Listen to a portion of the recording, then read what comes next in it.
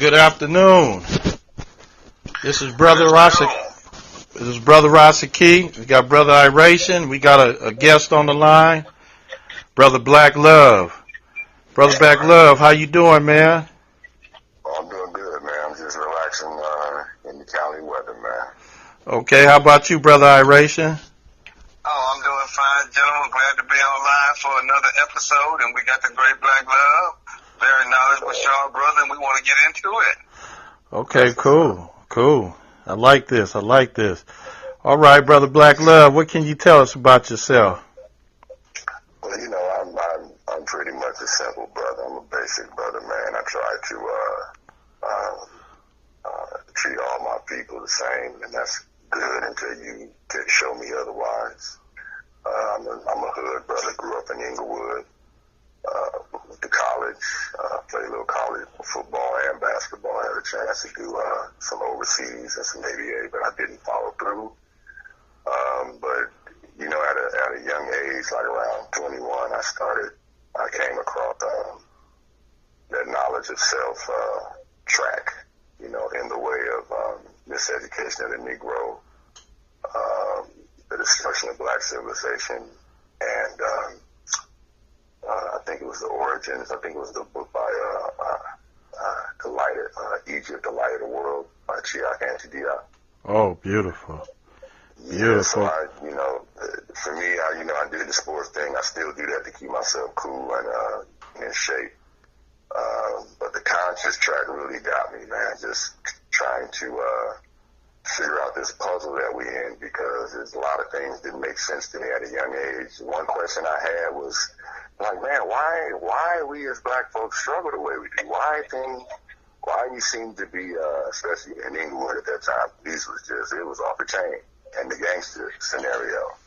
So for me, I had those questions, man, and going the route of knowledge itself kind of really helped me give myself some balance about this life and some understanding as opposed to how to go about doing certain things, you know? Yes. So tell us, man, you got that wonderful name, Black Love. How did you come up with that name? Well, you know, for people who know me in the way back, Inglewood, they used to call me Irish Love. And of course, I was a hip hop head also, so I'm into that. I was in that genre. But I don't know. It was like at a point, I was just kind of like, I asked myself, I'm like, well, what do you have in common with Irish people? You black? You know, just as a basic question to myself. And I was kind of like, yeah, that you think about it, it don't even make no sense. So I just I had to think in terms of something that was, that really was like an eye into the future, more or less. And it was more of a spiritual thing as well, because I do consider my name, Straight Black Love, a spiritual name. And even the phrase itself is lined up with where I believe we're headed, you know, just on that whole tip as far as how we deal with one another. So that was one of the thoughts in mind as far as me coming up with that name, man, for myself. Because, you know, in the hood, everybody named me. You know, I had Slim, I had Tall Fella, and any other name you can think of when you towering over people. You know what I mean? But for me, I just kind of wanted to cleave to something that had a little meaning behind it, some meat behind it. Okay, so you got a little height on you. Okay. All right. Brother Iration, let's get started with you, man, on some questions here. Let's get Black Love in the question mode, answering some questions here. Go ahead, Brother Iration. Okay. Well, one question I have for him is, I would just like to get his opinion on the status of the male and black male-female relationship in general in America today. And if so, could he give us some information as to how the relationship can be improved upon so that we can have stronger children, stronger families, and start heading into the future with a stronger family base? Okay. Well, it's interesting, the last part that you described is my name. That's exactly what I mean. that's why I coined that, because I wanted to have something that was going to be headed towards the future, which everything you said is the goal for us, you know. Now, as far as like the black male and black female relations, you know, we have a lot of issues. Some of them are workable, and some of them are not workable. You know what I mean? And then that goes back to the reason of why you came together with a particular person or not, right? And from that standpoint, I'm speaking from the people who are in relationships in general. Now, as far as us as a people, like when we're walking about, we see each other, whatever the case may be, you know, there's nothing that we're going to accomplish with black males and black females as it relates to relations and how we deal with each other. We're not going to accomplish anything if we don't get that together. You know? Okay. So do you have any suggestions as to how these relationships, the gap can be closed, the bridge? Well, you know, here's the hard part. The two people that are either dealing with each other or have dealt with each other or have come to a chasm in their relationship or whatever the case may be, as far as improving a relationship, the communication has to be paramount. Okay. It has to be paramount. The two people need to sit down in front of each other and be honest with one another. Eye-to-eye contact. You know what I mean? Because, you know, we're talking about someone you're in a relationship with. You either like them an awful lot or you love them. So you have to really get personal and really talk about, okay, what are we doing? Is this relationship good for you? Is it good for me? I mean, it comes down to the point where it's the reasons on why people got together in a lot of relationships. And sometimes we're not getting together for the right reasons. Okay, now let me ask you this question. Do you think that the concepts that people carry, past experience, life experience, has an effect on a person's ability to communicate, or just lack of reality has something to do with a person's ability to not communicate well with another, or not even be receptive of good, straight communication? Right, just basic, you know, common good communication. Right. Well, you know, from a cultural standpoint, we have the religions, you know, and we already know a lot of times those become major impediments. Right. Within relationships, because one person thinks this way, one person thinks that way. Okay, at the beginning they may have discussed it, and it's like, okay, look, we can work that through. All right, you know, love's stronger than should be stronger than the religion. Right. In my opinion. Okay, I agree. So that's one of the main things, man, because so many people have split based on those, you know, within relationships, because they couldn't gain an understanding. Right. My frustration with that is, I just believe black people need to go back to a time when we operated without the religions. Okay. When we had more of a spiritual understanding, you know, and with that, it takes away a lot of the things that we tend to focus on within religions. Right. You know, because to me, like if there's a situation going on, just as far as how we deal with one another, males, females, or whatever the case may be. You know, from what my experience is, the men tend to want to kind of, you know, make sure, you know, we always schooling, you know what I'm saying, and you know, maybe studying some stuff, trying to learn some stuff and come from a different perspective from what maybe we were raised upon, right? And for a lot of people, when you start camping with their religious foundation, and they have no historical understanding, they can't take that because there's nothing to replace it. Okay. You know, well, those of us who've done go ahead. Okay, so can I kind of get into this conversation? Yes, sir. Okay, yes, now sir. and it keeps going back to this with me. when you take a group of people and you do so many things to them, and you have your knee on their neck, and it's been that way since the inception of the United States, where you take a people that are considered slaves, 3/5 human, and all of these things, and you shape their thinking and all of this and that. I would say that a lot of people are mentally damaged to the point where the male and female relationships are suffering because lack of knowledge of self. You guys mentioned history. Yes, sir.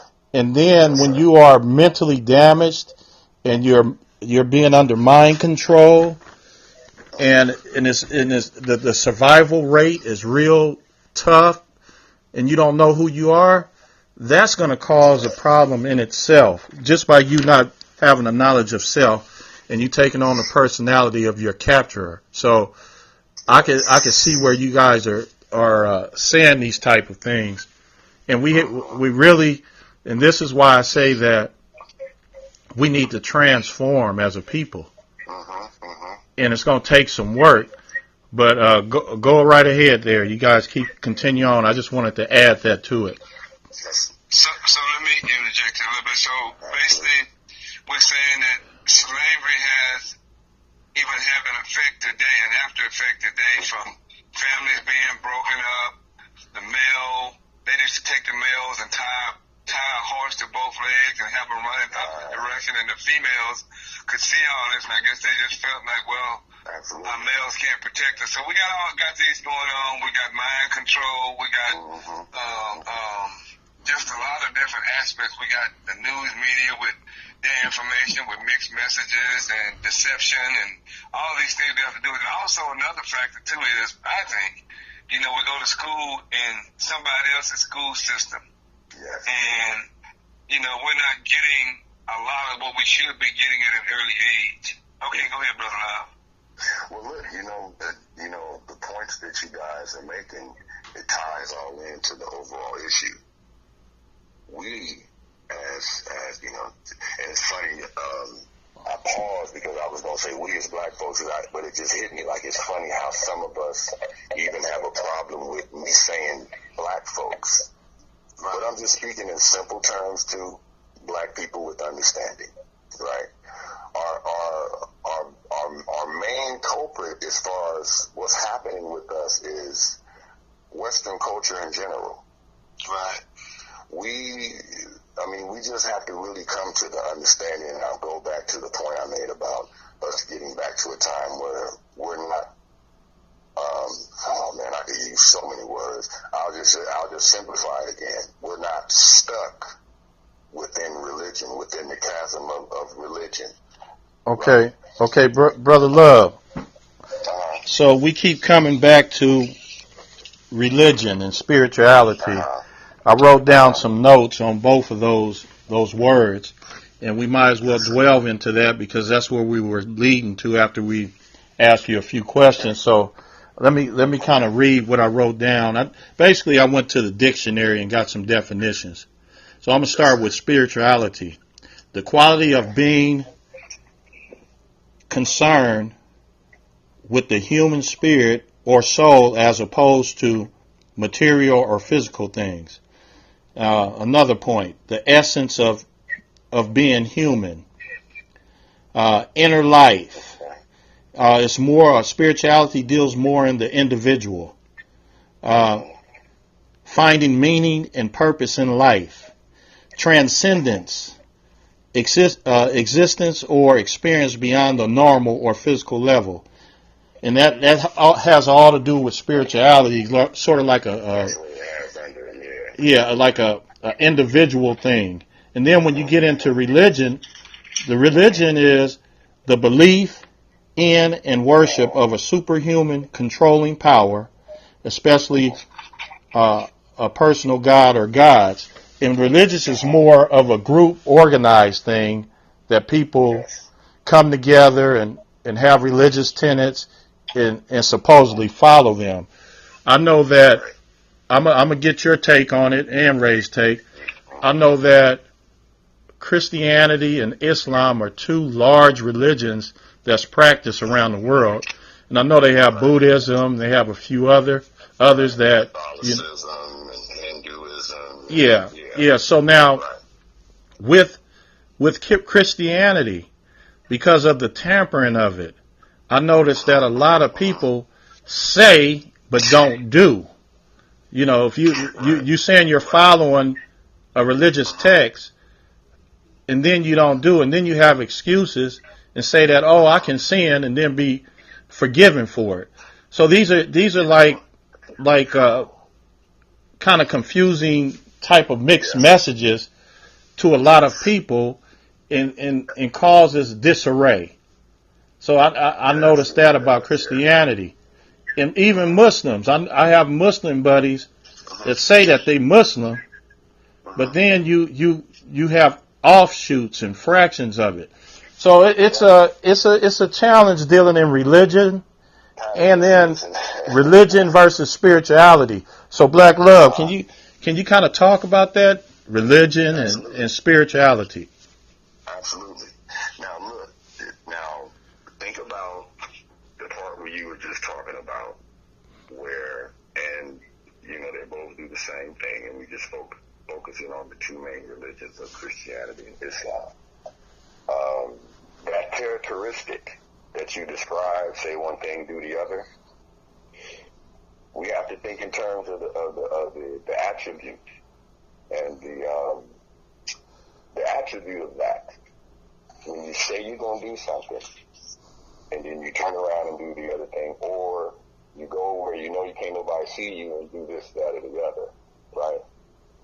You know, that has a spiritual connection in reference to the root of that particular religion or those religions.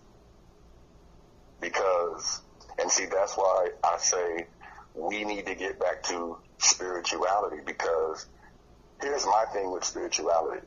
I would refer to spirituality as a direct connection and communion with the Most High Creator. Some people may call it a different term. Some people may say a name. You know what I'm saying? But for me, that's what spirituality is, and I think it requires great sacrifice in the way of the individual having an understanding of self-development. Now, on the spiritual side of the thing, you're going to self-develop. Your focus is going to be better and to be more spiritual, which means you want to perfect your communion with the Most High God, you know, in meditation, through prayer, through however form a person uses, but you have to have a quiet time where you can exercise your thoughts and focus of the spiritual reality that is the Most High God. Now, the religious aspect, first of all, is the organization or income, you know. That's a direct separation right there,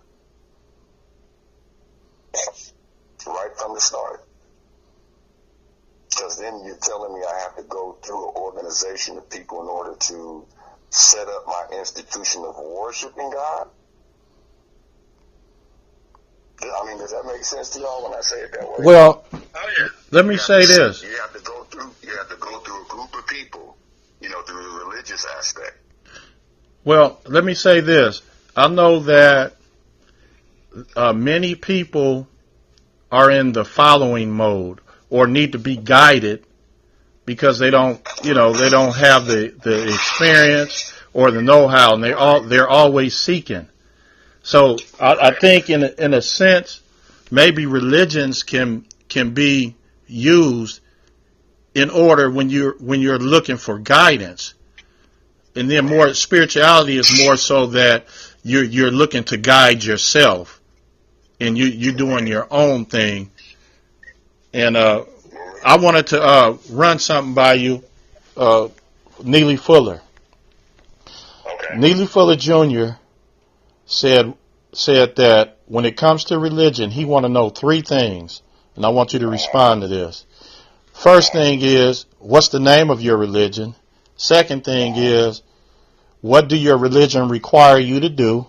And the third thing is, what do your religion require you to do when it comes to me and how you relate to me? So can you kind of relate to that, or speak on it? Well, yeah, I can. I mean, you can.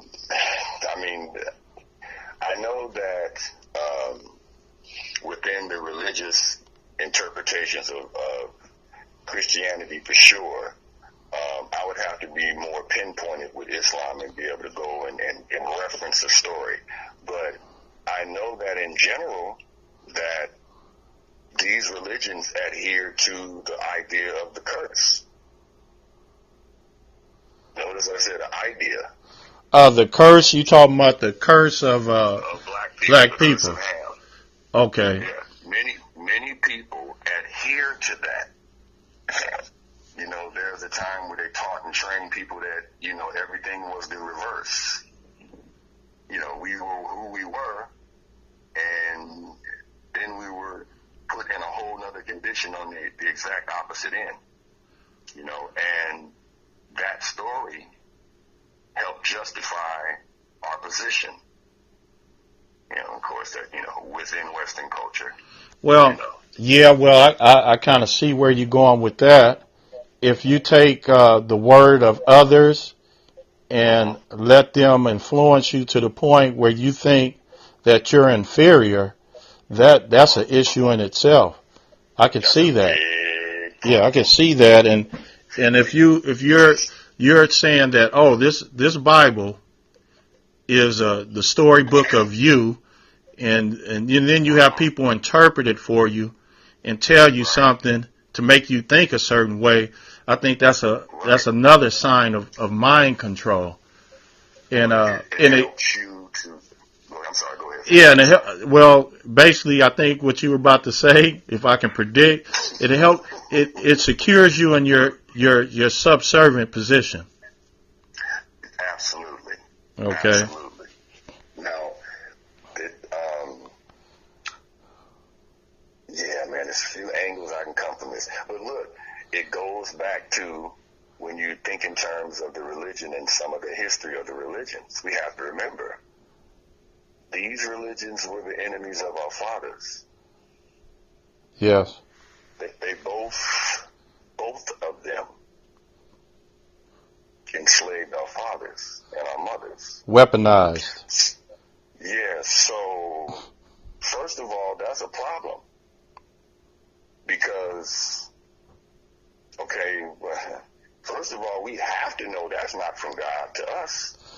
Yeah, what, Ray, tell us what you say. What kind of God? Yeah, because you wouldn't, because see, and then the story also within the grabbing deeper into the story, again, it helps justify, and it was even taught in the books, it helps justify putting you in slavery. Matter of fact, it tells you that. Yeah. Hey, Iration. Enemies of our fathers. Were underneath. Iration. Yes. Okay, what were you saying the other day? What kind of God would put people in a certain position? Go ahead, Ray. Tell us about what you were saying the other day. Oh, well, you can have a conversation with people and you say, well, man, look, these people are dropping bombs, killing innocent people, creating biological, chemical warfare to take people off the face of the planet, and the response you'll get, well, they died because it was God's will. And I'm like, no. What kind of God would do something like that? That's the work of people. That's the evil of man. That's the reality. Right. I can't see no kind of God authorizing bombs to be dropped on people. Have scientific projects done on them. No, right. That's the work of man. That's the work of people. That's the evil. Go ahead. Man, look, you hit the nail right on the head, bro.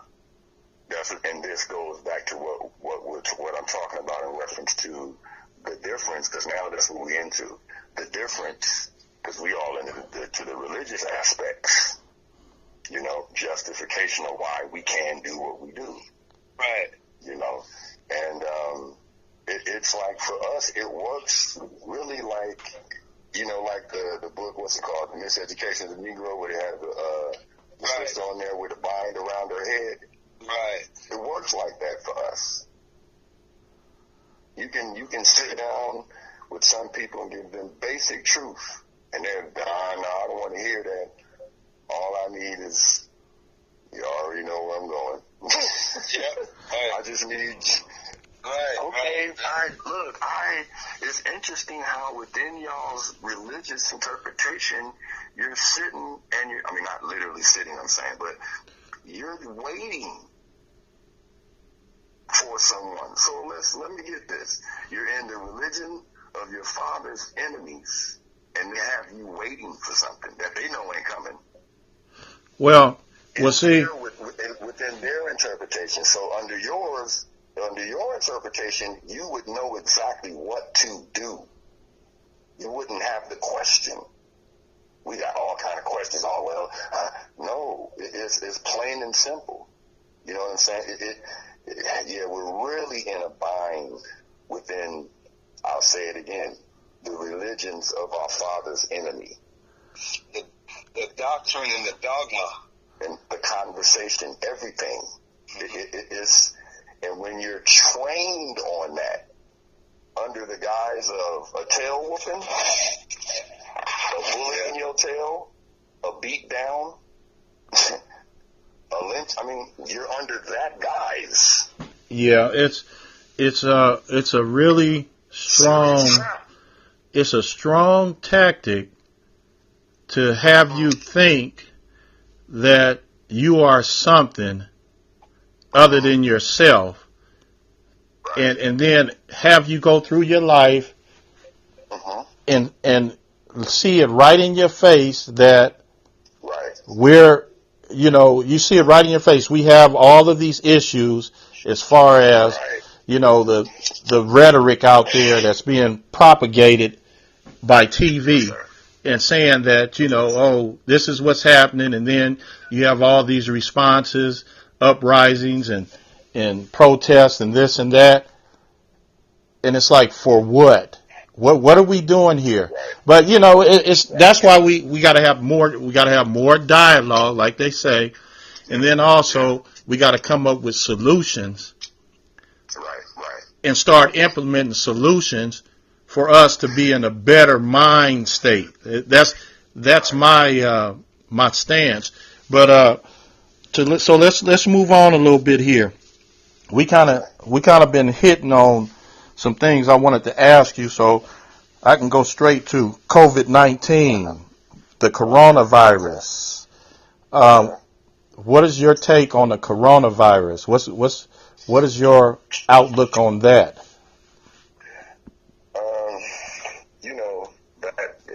In relationship to viruses, the first thing that I think of is someone going in some particular lab and concocting a disease to help depopulate. Just straight to the chase. Depopulation. And yeah, what what direct tie to that. Okay, so who is it aimed at? Well, the rulers that be, they're not populating. They're depopulating. And they see this and they know this, they're aware of this. So am I. So it's only, when you look around and you do the math on the populations of the continents. Now, I'll go through this. It won't be completely specific. Now, China, they're like around, this year, I think they were projected to have around, I think maybe 17 to 21 million, maybe more closer to 17 or what have you. Europe, like I think 21 or 22, something like that.